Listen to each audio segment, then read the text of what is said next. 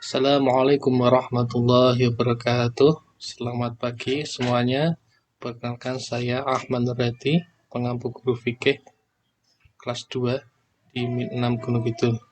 Pada pagi hari ini pembelajarannya adalah masuki bab yang kedua tentang ketentuan sholat fardu. Ketentuan sholat fardu. Untuk yang pertama kita akan membahas tentang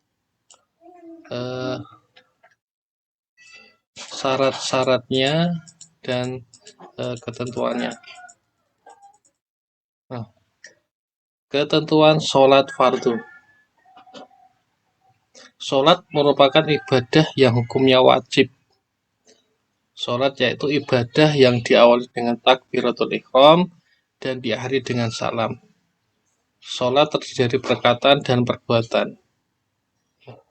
Jadi dalam sehari semalam, sholat wajib yang harus kita laksanakan ada 5.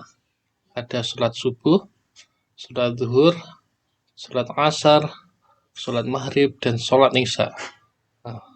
Sholat subuh terdiri dari 2 rakaat, sholat zuhur 4 rakaat, sholat asar 4 rakaat, dan sholat maghrib 3 rakaat, dan terakhir sholat isya 4 rakaat.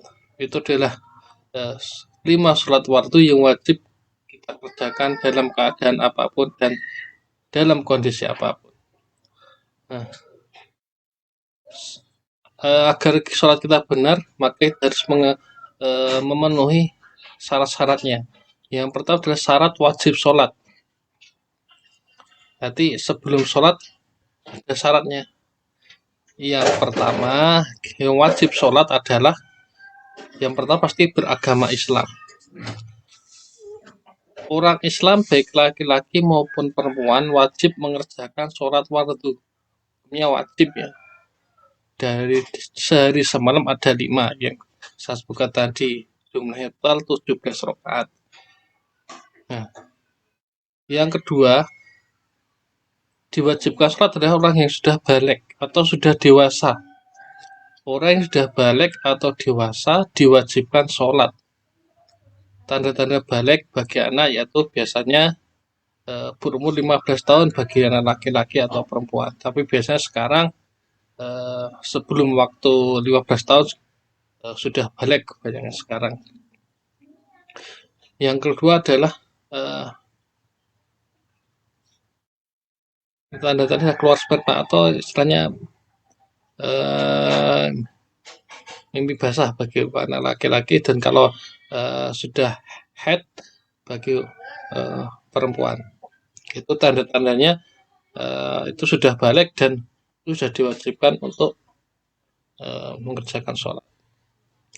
Namun demikian, anak-anak yang harus berlatih melaksanakan, walaupun belum balik, anak-anak harus berlatih melaksanakan sholat sejak umur 7 tahun atau sebelum-sebelumnya sudah dilatih untuk mengerjakan sholat fardu.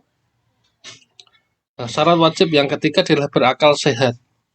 Orang yang sehat akalnya. Orang yang sehat akalnya diwajibkan sholat. Orang yang gila, itu orang yang tidak sehat seperti orang gila itu tidak diwajibkan sholat. Setelah syarat wajib kita mengetahui syarat wajib sholat, kita harus mengetahui tentang syarat sah sholat. Agar kita mengerjakan sholat itu sah, harus memenuhi syarat-syarat berikut ini. Yang pertama adalah suci dari hadas kecil dan hadas besar. Suci dari hadas kecil dilakukan dengan berwudu atau bertayamum. Kalau bersuci dari hadas besar adalah dengan mandi atau tayamum.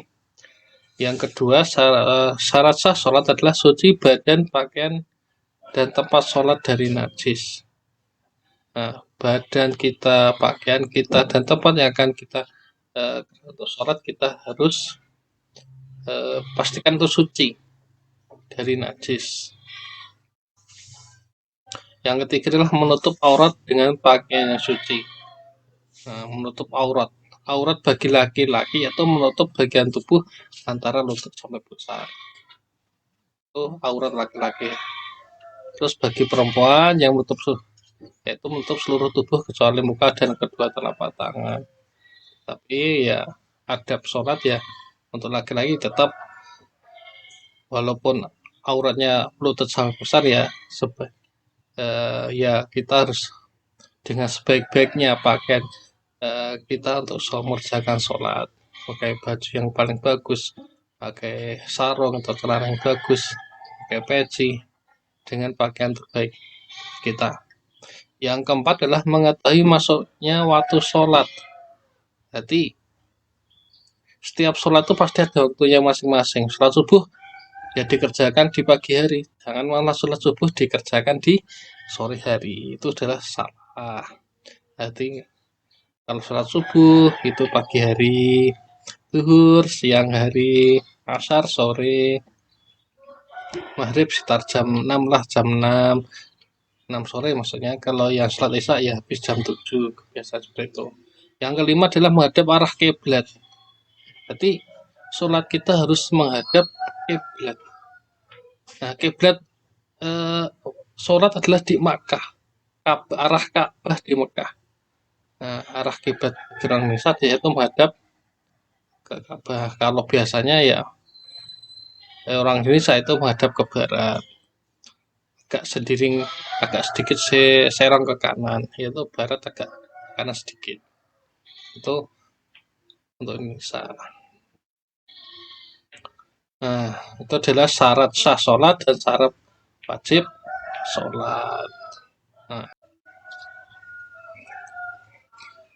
untuk selanjutnya kita bahas tentang rukun sholat. Rukun adalah sesuatu yang harus dilakukan ketika sholat. Jika tidak dilakukan, ibadahnya tidak akan sah. Rukun sholat ada 13.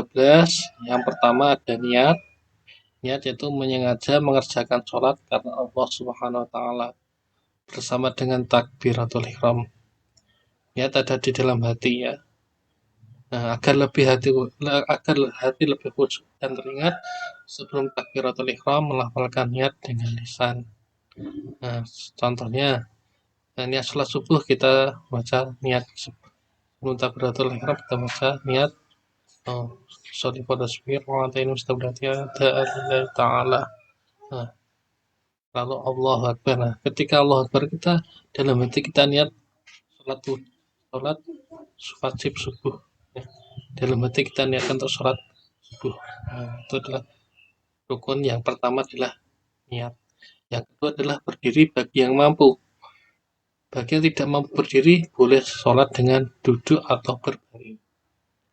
Nah, yang ketiga takbiratul ihram yaitu mengucapkan Allahu Akbar di awal sholat sambil mengangkat tangan. Yang bersama dengan itu di dalam hati kita jika kita berniat untuk mengerjakan sholat wajib.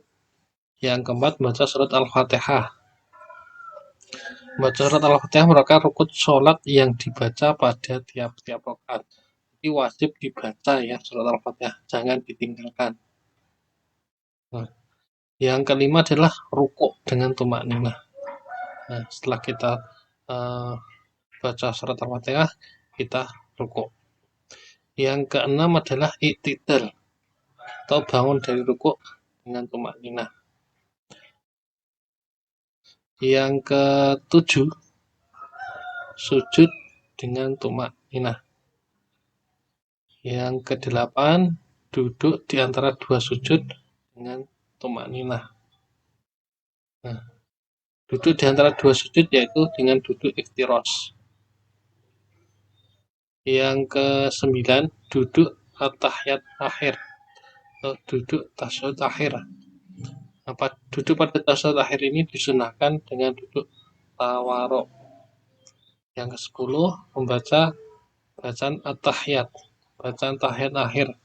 Nah, yang ke-11 membaca salawat atas Nabi Muhammad SAW dan tahiyat akhir. Yang ke-12 mengucapkan salam yang pertama. Yang ke-13 tertib atau berurutan. Tertib artinya rukun sholat tersebut dilakukan secara urut dari awal sampai akhir, jangan dibulak-balik ya, jangan setelah baca Al-Fatihah kita sujud dulu, baru rukuk. Itu salah dan sholat itu tidak akan sah. Nah, itu adalah gambaran tentang rukun sholat. Rukun sholat ada 13. Nah, nanti untuk bacaannya atau gerakannya akan kita jelaskan pada pertemuan yang akan datang. Untuk tugas pada pagi hari ini yaitu membaca dan menulis tentang rukun sholat. Nah, nanti setelah selesai silakan difoto dan dikirimkan melalui Japri. Mungkin cukup sekian untuk pembelajaran pada pagi hari ini. Assalamualaikum warahmatullahi wabarakatuh.